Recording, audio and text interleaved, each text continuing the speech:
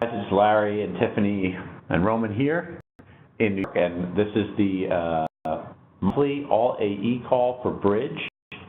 Carolyn Cope, again, as our guru and main contact at Bridge, is going to be talking. We talk to her multiple times a week, and one of the topics that comes up often that we hear about, which I'm excited to have her talk about with the rest of you, is when an AE goes and talks to a new client and they say, I'm already doing digital with another vendor. And some people just stop in their tracks and say, oh, we'll just keep talking about radio. And others have overcome those objections and sold digital products to them. So we want to talk about that and make sure that we have a way of handling the I'm already doing digital. We're going to talk about the importance of frequency, and obviously you know about that in the radio world, but it's equally important and sometimes even more important in digital so that you can be effective with your campaign. A good review of insertion orders and the one sheets associated with that so that we smooth out the process and get your orders into the system and working. So over to Carolyn. Thanks, Larry. Hey guys, this is Carolyn Cope from Bridge. I appreciate your time today. I hope you're all doing really well. And Larry, thanks again for the introduction. So Larry, right, he and I and Tiffany chat quite a bit throughout the week, and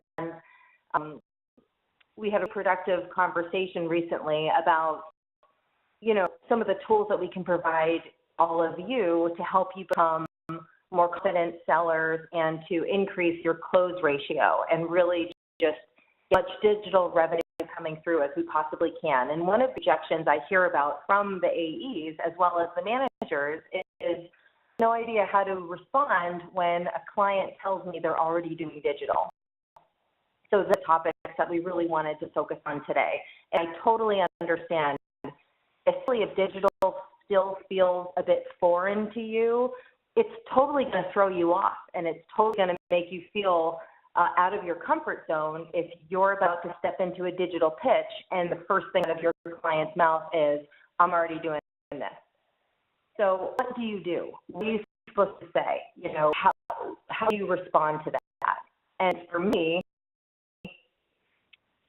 the piece of advice I could give you is to not panic.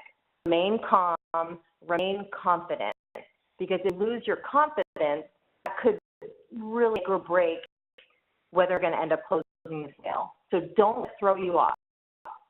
Total panic and remain confident in your pitch. And in my opinion, if they're already doing digital, that's a good thing. It means they already see the value in digital advertising, and they already probably have a budget set aside for digital. And about digital is there's so many different types of digital advertising options out there. It could literally mean 100 different things if they tell you they're already doing digital. So what I put together is a few questions.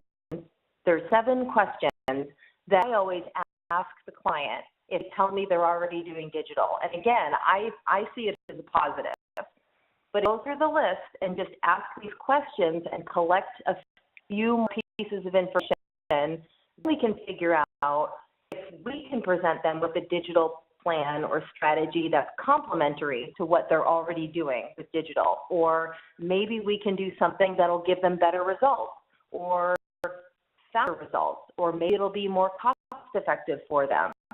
So if you ask a few of these questions and take notes, then what you do is just say to your client, okay, now that I've got all the information I need, is it okay if I go back to my digital manager and create a plan that I can then come back and present to you in detail?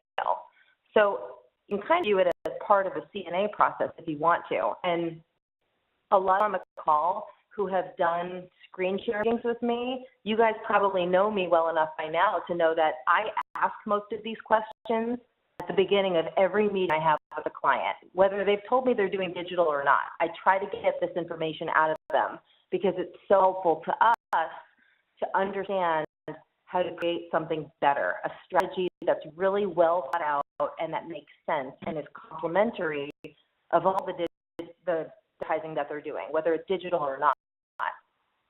So here are questions. I'm read them all, and then we're going to go through each one and explain why you're asking them. hey, customer, I want to talk to you about digital advertising. Well, I'm already doing that. Okay, great. What kind of digital are you doing? How long have you been doing it?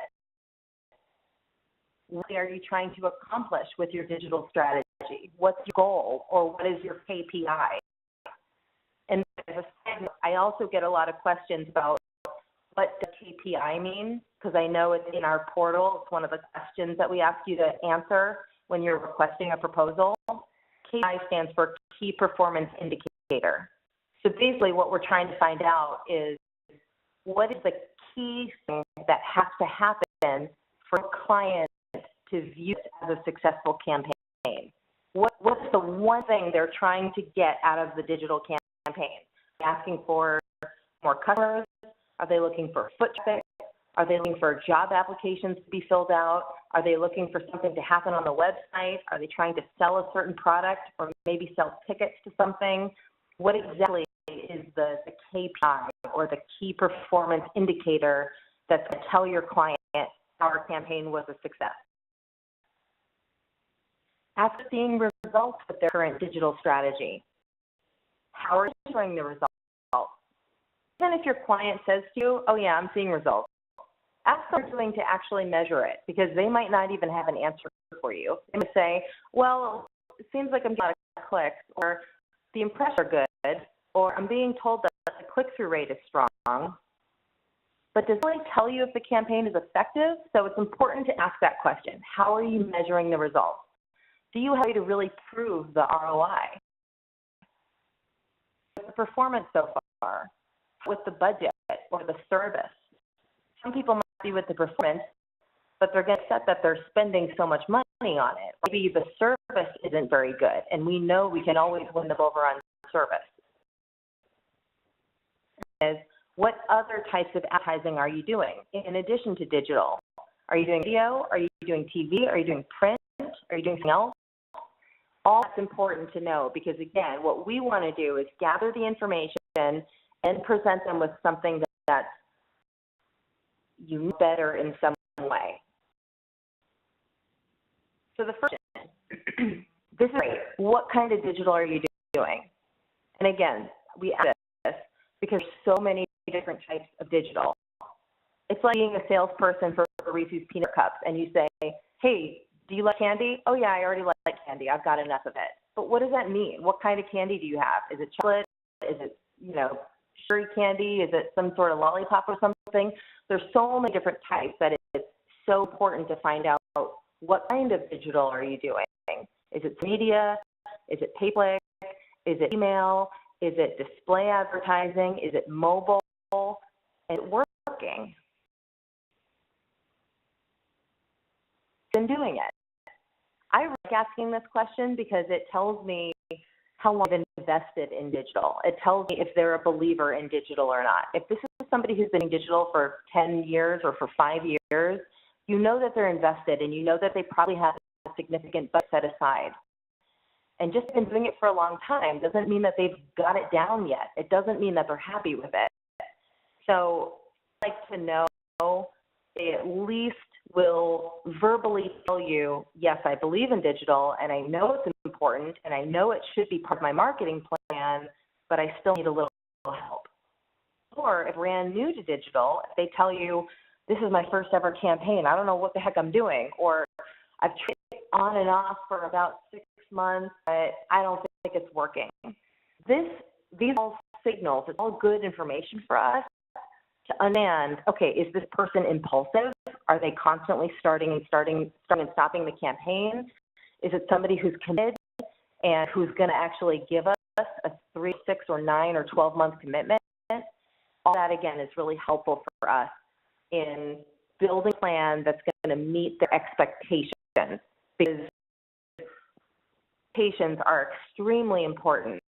We put a plan together and run a campaign that from our perspective is extremely successful, but if it's different from what your client was expecting, it doesn't matter what we think.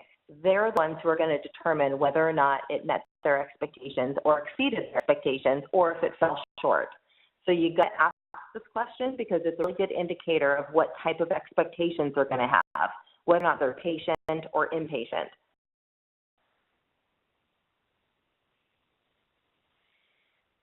What accomplished with your digital strategy? What are your goals? This, to me, is the most important question. There's so many times we're asked for proposals without this information, and it's really difficult to put together a well-thought-out strategy when we don't understand what the KPI is. What exactly does the client want to see happen? And we understand that, not only can we put together, you know, the number of emails and impressions, but we can also incorporate the proof of ROI tools and the report metrics that are necessary to show your client whether or not it's working and that thing that they wanted to happen is actually happening. So make sure you find out what goal and how quickly do you want this to happen. Then after seeing the results, and this is where you just want to be quiet and listen and let your client just open up about all of the pain points. Once about whether or not they're seeing results, this is usually the moment where they start talking about, you know, I have no idea how to read this report I get every week, or you know what, my vendor is telling me it's working, but I'm not really seeing the results on my side, so I don't really know if I trust them. Or, well, you know, I'm really hoping for this to happen and we're just not quite there. You know, figure out what it is specifically that they're to you and that they're struggling with. Again, this is going to help us present a better solution. The results. Do you have to prove the ROI? I talk about this enough. I love that we have such a significant differentiator going up against other digital vendors, which is the proof of ROI tools that we have. Traditionally, digital vendors or digital marketing companies, they only send like an Excel spreadsheet as the report that shows how many impressions were served and how many clicks you got. In a really long time, that was the only thing people used to measure whether or not a campaign was successful. They looked at the click-through rate, and if the click-through rate was average or higher than average, then they just figured it was working.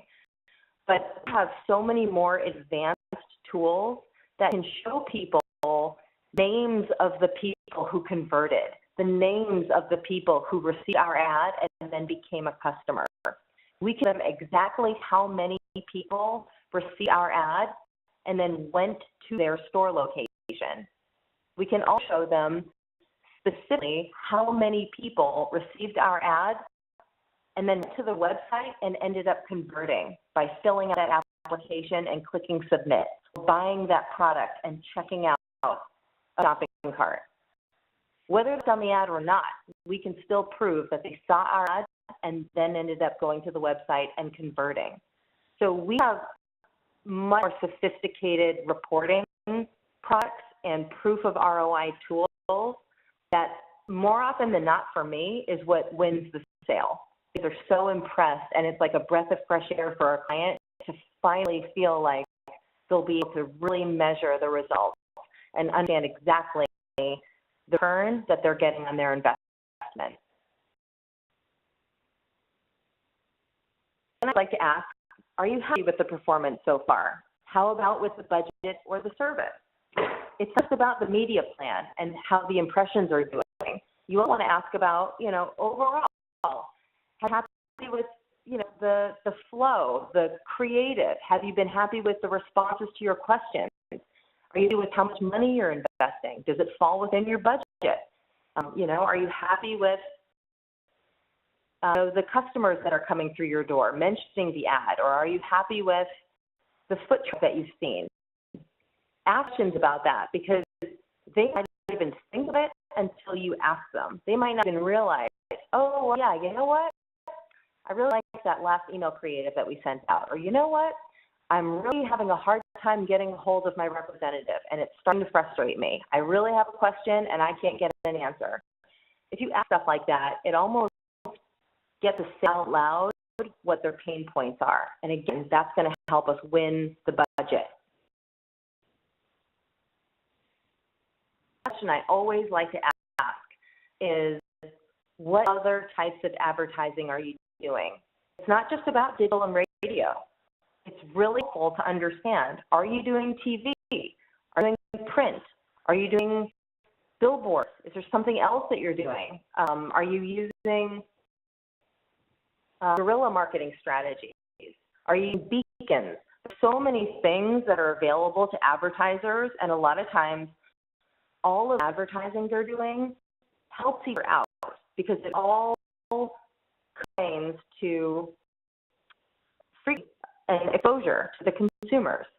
So know everything they're doing and when they're doing it is going to be really helpful to us because we want to build something that complements all of the other types of advertising they're doing, because it is helpful. If they're doing so many other things that consumers are going to be exposed to, that's going to be a much more successful campaign than someone who's only doing radio or only doing social or only doing email.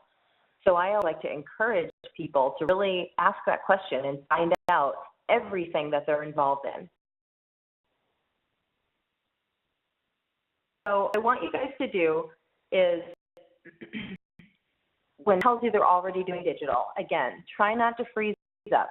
Remain calm. It's totally normal. It's very unsurprising if somebody says, oh yeah, I'm already doing digital, because then there's so many different things that could mean. Remain confident.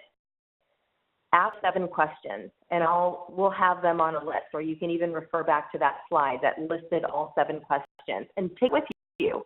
And if somebody says they're already doing it, just go on the list, ask those questions, and say to your customer, okay, great. Is it okay with you to go back and work with my manager to prepare a digital proposal that may help relieve some of your pain points or generate better results with a more clear proof of ROI? Say no to that. I'm sure they'd love to see what you can come back with and show them. And that's where you can either pull in your digital manager, or you can reach out to me, request a proposal through the portal, and we can all help you create something that's going to be very thought out and impressive to your client. Let me just one thing too, from watching all the orders that come in through a variety of C-suite partners. The biggest orders we see are usually when someone has been doing something in digital and they've converted to using us. Those are historically our best orders. So the fact that they're already doing something in digital is the biggest eye-opener that there's money on the table. I know you said that, but I can see it in the data. You're absolutely right. I can't say enough. It's because why I see it as a good thing, because it means they already have budget set aside. So if they're already committed to digital, they just might not have found the right thing yet, the right mix or the right media plan. It's a huge opportunity. Larry's 100% correct. It's the kind of reaction you would have if you talked to somebody and they said, "Oh, are you using radio?" And they, "Yes, I am." That's probably to an AE, music to their ears. Same thing.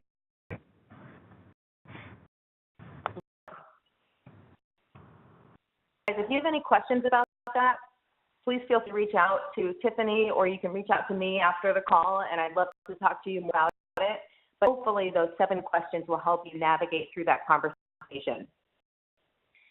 What I talk about is frequency, and the importance of reach versus frequency, and how to know how to balance that when I'm building out proposals, or when you're building out proposals or media plans. And a lot of times I get requests for a proposal with a specific budget, and the AE will say to me, okay, you have $1,500, and I want you to include social and native and email and retargeting and geofencing. And you guys just want all of the fun stuff included in one plan. But the data to that, or the thing that we have to think about, is we really want to make sure that each channel or each display tool we're using, whether it's retargeting or a people-based marketing multi-channel campaign or geofencing or something else, you really need to keep frequency in mind, because if you don't have a high frequency, it's might as well not even run those ads because they're not going to be effective. So basically, when I talk about frequency, you guys know that means how times an individual consumer is going to be exposed to ads. And recently noticed through our tracking is the average consumer needs to see an ad about 10 times before they decide whether or not they're going to convert. And so that this is not the case every single campaign on the planet. It really does depend on what that conversion is and what we're asking the consumer to do. And it also depends if they're doing other types of advertising. Because if somebody's doing digital and radio, the radio is going to help with that frequency. So maybe digital frequency can be less because consumers are exposed to it on air as well. Or if they're doing TV or print or something else, that's going to contribute to the frequency for the consumers. But you really want to keep in mind that the sweet spot that I try to hit, if possible, is about 10 ads per person. So I know that when you talk about radio, one of your biggest selling points is your reach. You've got the biggest reach and the most loyal listeners who trust your personalities, and they will, when they hear a commercial, their favorite show, or when they hear an endorsement, or when they hear someone on air that they love talk about a product, that's going to them over, and they're going to totally trust that recommendation. So radio is extremely powerful, but reach is a huge part of that conversation because you can reach so many people with the. You just want to be careful about that because reach is powerful only if you have the frequency to back it up. Let's audience size of about 50,000 consumers. A budget that allows for 200,000 multi-channel ads. Is it better to keep the target size the same at 50,000 people and serve those 200,000 ads so each person will see ads? Or is it a better strategy to shrink the audience to people and the 200,000 ads to a smaller group? What that means is that each person is going to see the ad about 10 times. What I recommend doing is actually shrinking the audience and increasing the frequency. Because if those 20,000 people see the ad 10 times each, end up getting much more conversions if you keep the audience size large and about 4 ads to those people. They're going to see the ads, but they might spread out too thin. They might see one ad per week, especially if it's a 3-day campaign, and it's just not going to be enough for them to create that top-of-mind awareness, and they're not going to feel that sense of urgency to convert. I want to keep that in mind, and I'm always here to help you, and that's what I always try to do. I build those proposals for you. I make a recommendation, and sometimes you guys push back and say, no, I really wanted this and this included, but I want you to just understand that frequency is one of the big things I think about when we're building out your media plans and your digital strategies, because we really want to make sure that we're serving enough ads to be effective to those consumers. Be careful not to spread your impressions too thin. So you want to include a people-based marketing multi-channel ad campaign. Just to be clear, when I say PBM, that stands for people-based marketing, and a people-based marketing multi-channel strategy. That means we're serving ads to people who are from our database. Everything else is not related to our database, like behavioral targeting, geofencing, retargeting. Those are not to people in our database. Just the people-based marketing ads are. But if you put a proposal together, and as I mentioned earlier, if you want to include all of these things, you're including enough impressions of each. Otherwise, it might be better to take 1 or 2 of them out. And it can only afford, again, 200,000 impressions. It might be a good idea to do 100,000 geofencing impressions and 100,000 people-based marketing impressions and remove the behavior targeting and the retargeting. Because otherwise you're going to spread in and you're not going to have enough impressions on each channel to really be effective. if you ask for a proposal and you put the channel in mind and we send something back that maybe doesn't include all of them, that's probably the reason why. And usually I try to send an email along with the proposal to explain that.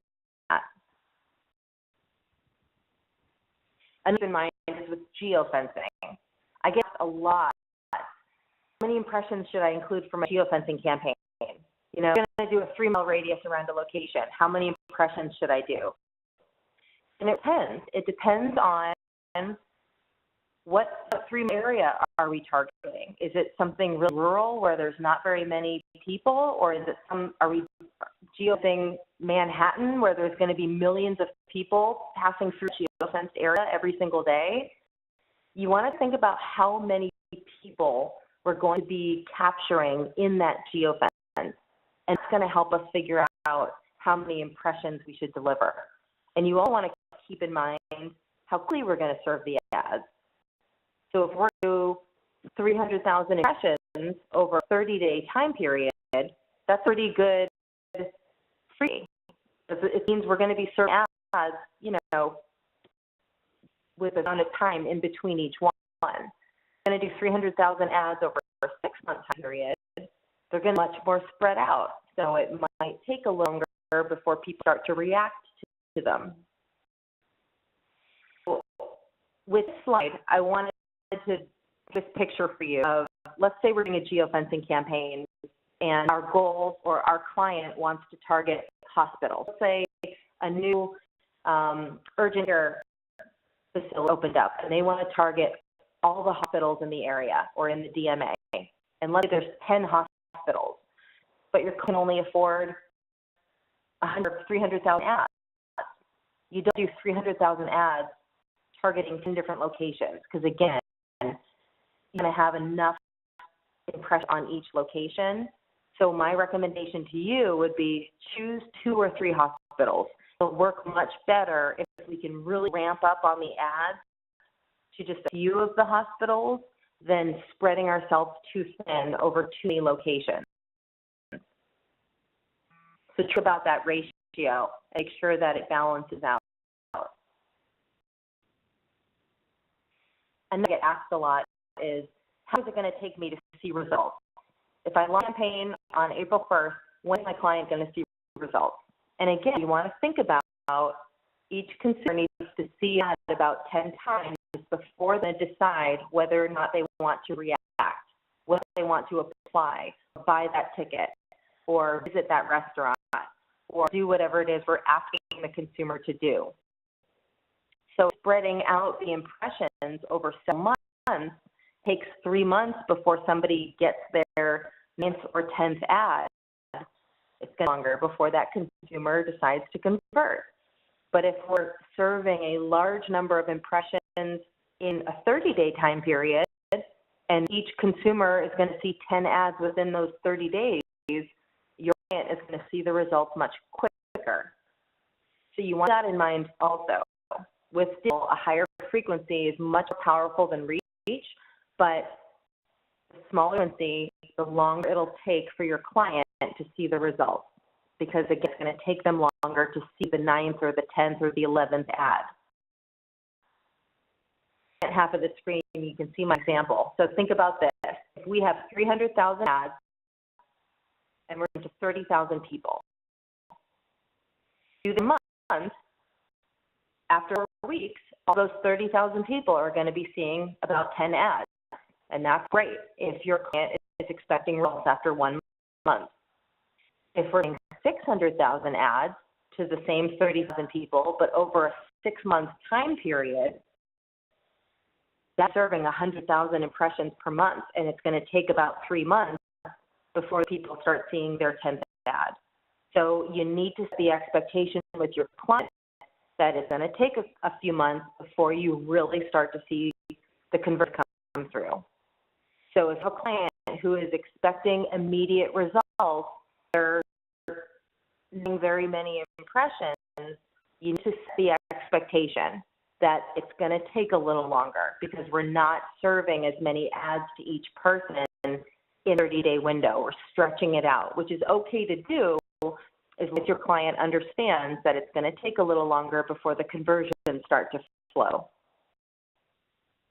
Add here that radio is your reach vehicle, and it is the greatest reach vehicle in local media. As you know, it's in base by and why it's tattooed to my arm. But digital is more about surgical, deliberate, and frequency going after a specific target. And with the bridge tools, you have very specific targeting. And if you hit that group of people hard with frequency, you'll have much better results.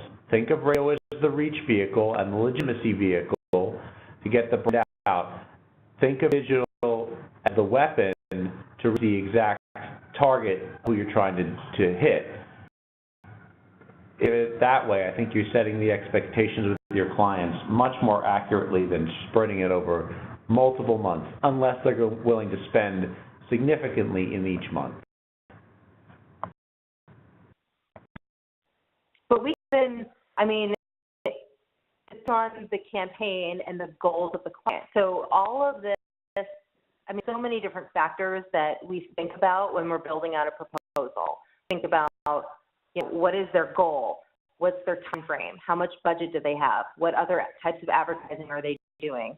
What's the competition in the market doing? How well known is the brand? Is it a new company, or is it something like Starbucks where everybody already knows who they are? All of these things make a difference in the final strategy that we put together. But a lot of the main ones that we think about are, how quickly do they need to see results?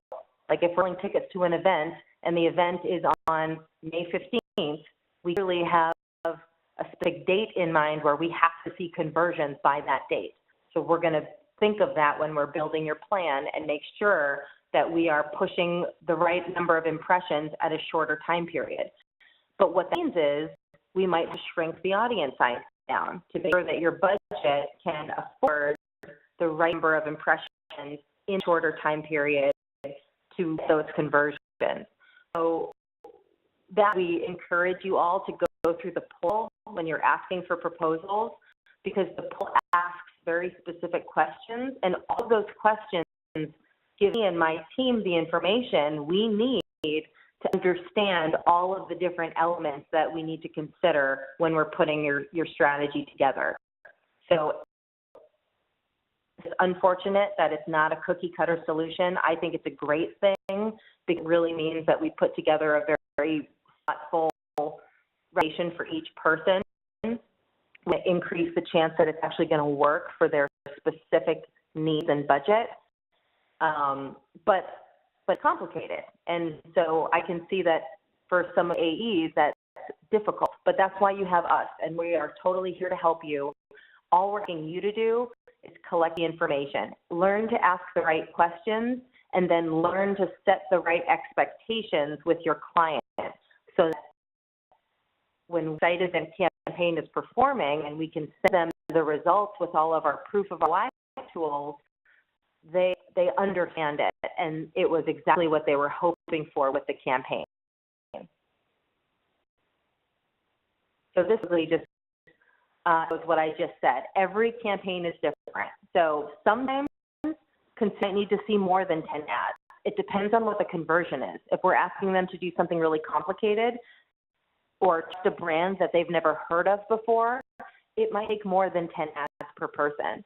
But if it's a campaign where it's a very well-known brand, they're doing a lot of other types of advertising, and what we're asking is for, somebody to swing by and pick up an iced coffee at a quick service restaurant, that might lead to fewer impressions because we're not asking quite as much from the consumer, and they already trust the advertiser.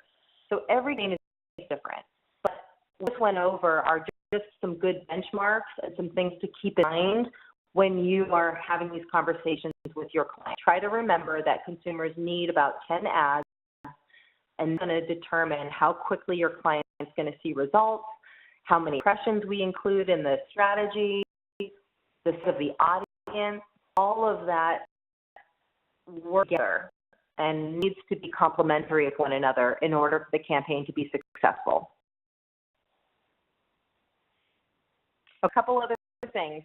and then we'll open it up to questions. So last thing I wanted to share with all of you today is some insertion order cheat sheets. So I know a lot of you as AEs are filling out the insertion orders yourself, and we really appreciate that. But we've gotten quite a few questions on them. So I just wanted to let you guys know that we created these. I believe they're available on Coursebook. I think Tiffany posted them there, and we can also email them to you if you ever need them. But there are two insert orders that you need to worry about filling out. One of them is for people-based marketing. That's a campaign that focuses around targeting consumers from our database. That's the email and the multi-channel.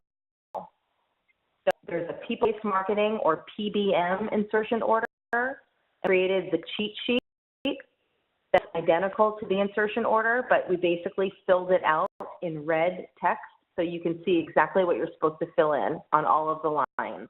If you ever have questions, you can just refer to this cheat sheet and it should help you fill it out and understand what you should put in each line. The insertion order you have is a display insertion order. This is for anything like targeting, geofencing, retargeting, behavioral targeting. All of those things fall under this. And we created a cheat sheet for this one as well. So if you have any questions on how to fill out, you can refer to this and look at the red text on the right, and it should clarify any questions that you might have. So I'm going to go through these today just for the sake of time, but I wanted to at least make you aware that they exist and they are here to help you. And if you ever need them, you can find them on Coursebook or just send us an email and we would be happy to shoot them over to you. All right, questions about the frequency or how to handle the objections with clients?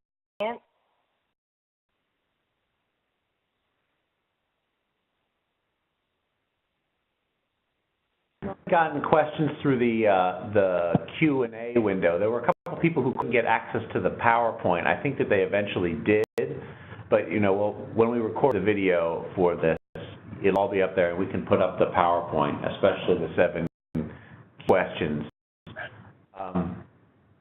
I dangerously unmute the whole call, but I feel like the best thing for you guys to do is to type into the Q&A box. Yeah, there are 34 conference rooms worth of people on this, so it could be crazy. Out there.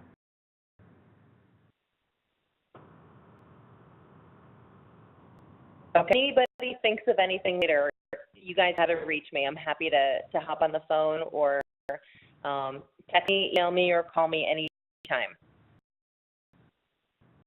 For that super valuable information about frequency and the opposition overcoming and the insertion orders. Have a great rest of your day and keep selling out there. Bye-bye.